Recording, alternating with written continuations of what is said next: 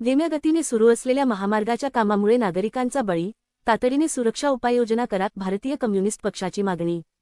धुळे शहरातील जाणाऱ्या राष्ट्रीय महामार्ग क्रमांक 6 पारोळा रोड या रस्त्याच्या समस्याबाबत आम्ही यापूर्वी निवेदन दिलेले होते.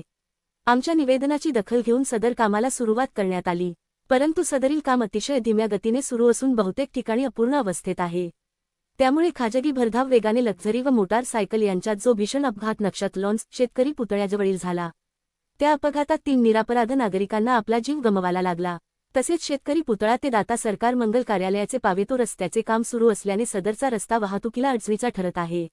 या रस्त्यावर सुद्धा मोठ्या प्रमाणामध्ये नागरिकांना जीव मुठीत घेऊन चालावे लागते. रस्त्यावरील अपघातस्थळी गतिरोधक दिशादर्शक फलक, रिफ्लेक्टर, रस्ता क्रॉसिंग पट्टे, पुरेशी प्रकाश व्यवस्था, शहरात येणाऱ्या व जाणाऱ्या वाहनाची वेग मर्यादा निश्चित करणारे फलक आवश्यक असताना अशी कोणत्याही प्रकारची सुविधा तेथे नसल्याने अपघाताला प्रशासनाला आमंत्रण दिलेले आहे. या घटनेची गांभीर्याची दखल घेऊन कासव गतीने सुरू असलेली रस्त्याची कामे तातडीने पूर्ण व्हावीत, जेणेकरून निरपराध नागरिकांना आपल्या अमूल्य जीवास मुकावे लागणार नाही.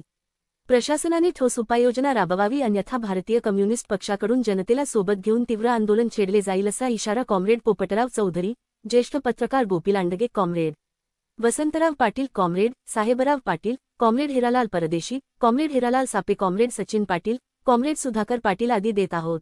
आज शहरामध्ये अपघाताचं प्रमाण मोठ्या प्रमाणात वाढलेलं आहे. त्याच अपघाताच्या माध्यमातून, त्याच घटनेच्या माध्यमातून पारोळा रस्त्यावर नक्षत्र लॉन्सजवळ जो अपघात झाला, त्या रस्त्याचं काम गेल्या सुमारे 8 ते 9 महिन्यापासून सुरू आहे. अद्यापही पारोळा रोड या रस्त्याचं काम पूर्ण झालेलं नाही. त्या रस्त्यावर कुठल्याही पद्धतीने झेब्रा क्रॉसिंग नाही, कोणत्याही बाजूने तिथे रिफ्लेक्टर नाही किंवा पथदिव्याचा सुद्धा अतिशय अंधुक असा तिथे प्रकाश पडतो आणि म्हणून तो अपघाती भाग झालेला आहे. तरी आमची विनंती आहे की धुळे शहरातून आणि धुळे शहराच्या आत येणाऱ्या व बाहेर जाणाऱ्या वाहनांचा ताशी वेग मर्यादा निश्चित करावा. त्या अपघात क्षेत्रस्थळी रिफ्लेक्टर बसवावे, तेथील पथदिवे सुरू करावे आणि त्या ठिकाणी दिशादर्शक फलक सुद्धा अत्यावश्यक आहे की जेणेकरून अपघातचं प्रमाण कमी होईल.